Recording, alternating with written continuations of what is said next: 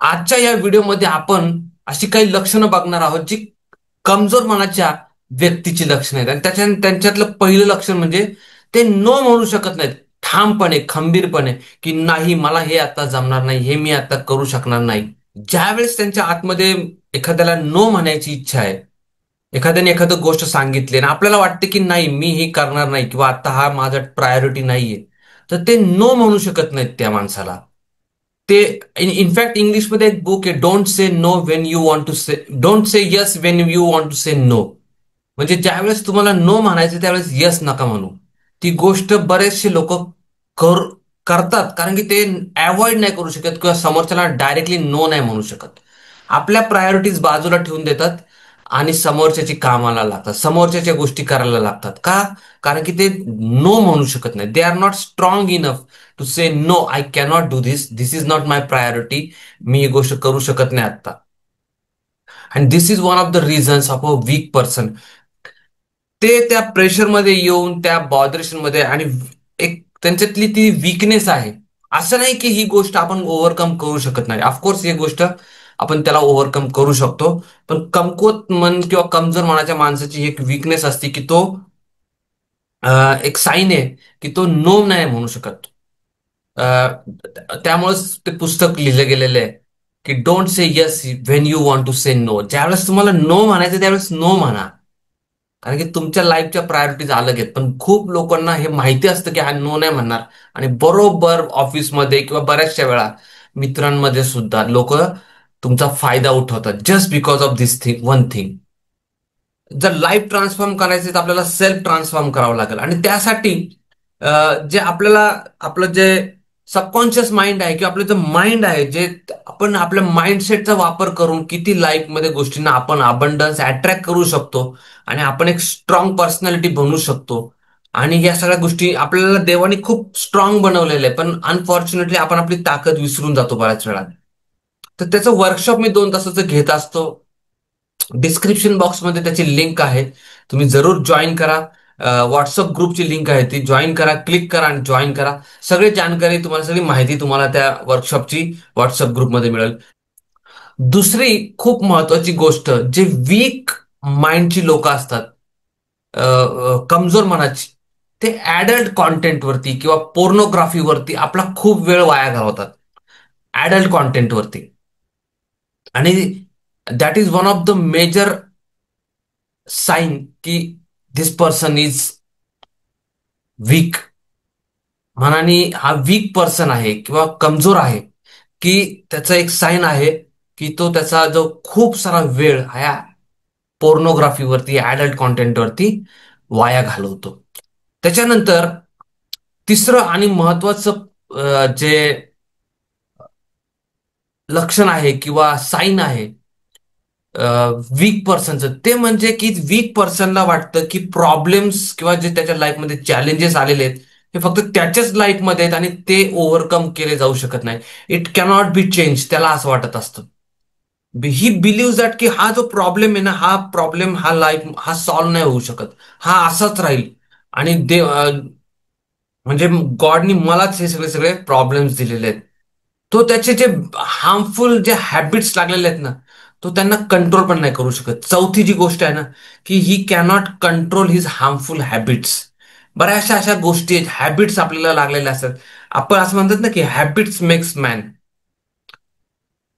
पहिलं man makes habits. पहिलं आपण त्या हॅबिट्स लावतो आपल्या स्वतःला, नंतर त्या हॅबिट्सच आपल्याला बनवतात. मग जर चांगल्या हॅबिट्स लावलेल्या असतील ज्या की इझी नाही आहेत लावणं, किंवा चांगल्या हॅबिट्स आपल्यामध्ये आणणं खूप त्रासदायक असतं, पण त्याचा फायदा खूप होतो पुढे जाऊन. वाईट हॅबिट पटकन लागतात, पण पुढे जाऊन त्याचं नुकसान खूप होतं. त्यामुळं या हॅबिट्स आहेत ना, त्या हॅबिट्स, ह्यांच्या ज्या वीक लोकांच्या हॅबिट्स आहेत ना, ह्या खूप खराब हॅबिट्स असतात आणि त्याच्यावरती ओव्हरकम नाही करायची इच्छा त्यांना, किंवा त्या कम्फर्ट झोनमध्ये राहायची त्यांना इच्छा असते. They don't want to change. पाचवी गोष्ट महत्वाची जी वीक माणसामध्ये असते किंवा वीक पर्सन मध्ये असते, ती म्हणजे ते जो माणूस तिथं नाहीये ना त्याच्याबद्दलच्या कुटाळ्या करत असतात. Strong person will never do that. Strong person जो आहे तो दुसऱ्यांच्या कुटाळ्यात, ज्या वेळेस तो व्यक्ती तिथे नाहीये त्यावेळेस त्याच्याबद्दल बोलणं, गॉसिपिंग करणं, याचा अर्थ हाच व्यक्ती दुसऱ्यांबद्दल पण बोलल, आपल्याबद्दल पण बोलल, जर आपण तिथं नसू तर. जर आपल्याशी एखादा व्यक्ती असं गॉसिपिंग करतोय तिसऱ्याबद्दल, तर जर तुम्ही तिथं नसाल तर तो तुमच्याबद्दल पण सेम गॉसिपिंग करतो.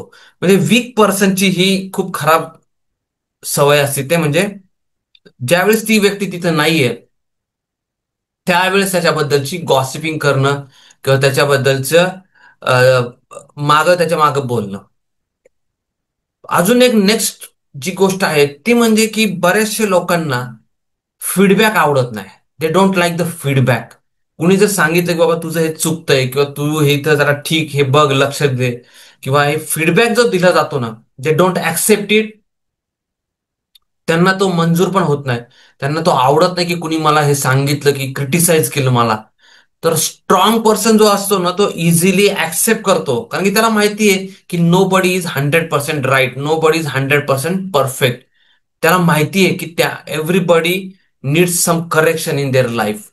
पण जो वीक पर्सन असतो ना, तो त्या गोष्टींना खूप पर्सनली घेतो. त्याला वाटतं की नाही नाही, हे मला क्रिटिसाइज केलं गेलेलं आहे किंवा माझ्यात काहीतरी वीकनेस आहे. आणि ऍक्च्युली प्रत्येकामध्ये काही ना काही स्ट्रॉंग पॉईंट्स आणि वीक पॉईंट्स असतात. पण जो कमजोर मनाचा आहे, कमकुवत मनाचा आहे, त्याला हे खूप पर्सनलाइज होतं, पर्सनलाइज वाटतं. वीक पर्सन हा त्याचे मतं सारखी सारखी बदलत राहतो. जरा जरा कोणी काही सजेशन दिलं की तो लगेच चेंज होतो, जरा कोणी काही सजेशन दिलं की तो चेंज होतो. म्हणजे तो असा ठाम नाही राहत कशावरती, एका गोष्टीवरती. तो ठाम नाही राहत की मला हे करायचंय लाईफमध्ये आणि या गोष्टीला मला अचीव करायचंय. मग भले मला किती तकलीफ होते, काही पण होते, तो इझी मार्ग, इझी वे शोधण्याचा प्रयत्न करत असतो. कोणी सजेस्ट केलं की हे कर हे, तर तो इमिजिएटली तिकडं वळतो. जरा जरी टफ टाइम आला तरी तो चेंज होतो लगेच. तो आपली मतं बदलतो, आपले कामं बदलतो, आपल्या म्हणजे तो असा स्टेबल नाही राहत एका गोष्टीवरती. तो लगेच ओपिनियन्स आपले चेंज करत राहतो, जस्ट दुसऱ्यांचे ओपिनियन्स ऐकून. अजून एक महत्वाची गोष्ट, आठवा जो पॉइंट आहे तो म्हणजे त्याला ऍक्शन घ्यायला खूप तकलीफ होती.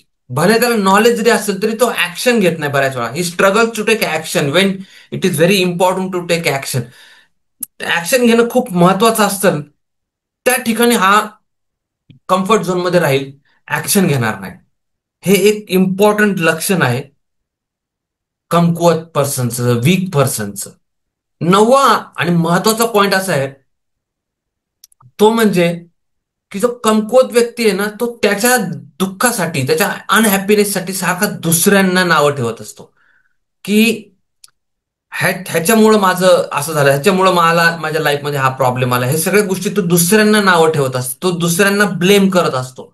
तर हा एक मेजर फ्लॉ आहे कमकुवत व्यक्तींचा, किंवा मेजर साईन आहे वीक पर्सनचं, की तो कायम दुसऱ्यांना क्रिटिसाइज करत असतो. दहावा महत्वाचा पॉइंट असा आहे की जो वीक पर्सन आहे ना, तो शॉर्ट टर्म मध्ये कम्फर्ट झोन मध्ये राहील, पण तो लॉंग टर्मच्या चांगल्यासाठी किंवा चांगलं काहीतरी होण्यासाठी लाईफमध्ये, फॅमिलीसाठी तो मेहनत नाही घेणार. तो आता कम्फर्टमध्ये राहणं जास्त पसंत करत, म्हणजे तो लॉंग टर्म मध्ये काहीतरी चांगलं होण्यासाठी मेहनत धडपड करणार नाही आता, किंवा टाइम त्याच्यासाठी टाकणार नाही. तर तो शॉर्ट टर्मचा आपला आता कम्फर्ट मला मिळतोय ना, त्याच्यावरती त्याचा फोकस असतो. 11वा पॉइंट असा आहे की हा जो कमजोर मनाचा माणूस आहे ना, तो आपल्या ऍक्शनसाठी रिस्पॉन्सिबिलिटी घेणं अवॉइड करतो. जे काही गोष्टी घडतात त्याच्या लाईफमध्ये, जो काही तो करतोय त्याच्यासाठी रिस्पॉन्सिबल पण तोच असतो. की बाबा काही ऍक्शन मी घेतोय तर त्याची रिस्पॉन्सिबिलिटी माझी आहे. पण बऱ्याच वेळा अशा व्यक्ती आहेत ना, ती रिस्पॉन्सिबिलिटी घेत नाहीत. ते स्वतः ते घेत नाहीत की बाबा नाही, या गोष्टी मी केल्यात आणि याच्यासाठी मी जबाबदार आहे, मग ते चांगले असू दे, वाईट असू दे. 12वी गोष्ट अशी आहे की ते कायम स्वतःबद्दल लो फील करत राहतात. They feel always low about themselves. त्यांना स्वतःबद्दल माझ्यात काहीतरी कमी आहे, मला म्हणजे गॉडनी माझ्यावरती, देवानी माझ्यावरती हा अन्याय केलाय, किंवा देव मलाच खूप प्रॉब्लेम्स देतोय, माझ्याच लाईफमध्ये सगळे चॅलेंजेस आहेत, किंवा माझेच नातेवाईक खराब आहेत, किंवा सगळे हे प्रॉब्लेम सगळे तो स्वतः, म्हणजे तो स्वतःला क्रिटिसाइज करत राहतो. आणि ही ऑलवेज फील्स की माझ्यातच काहीतरी कमतरता आहे. आणि 13वी आणि शेवटची महत्वाची गोष्ट म्हणजे हा माणूस he does not make an effort to stay connected. तर लोकांशी कनेक्टेड राहण्याचा तो प्रयत्न करत नाही स्वतःहून. तो लोकांना अवॉइड करल आणि कनेक्टेड राहणार नाही. हे हा एक महत्वाचा मुद्दा आहे मित्रांनो. ह्या 13 सायन्स ऑफ वीक पर्सन्स आजच्या व्हिडिओमध्ये आपण पाहिले. मे बी यातले काही सायन्स आपल्यामध्ये पण असू शकतात. नो बडी इज परफेक्ट, कोणी परफेक्ट नसतं. तर आपण या गोष्टींना आपल्या लाईफमधून बाहेर काढू शकतो. इनफॅक्ट मी एक माझं वर्कशॉप घेतो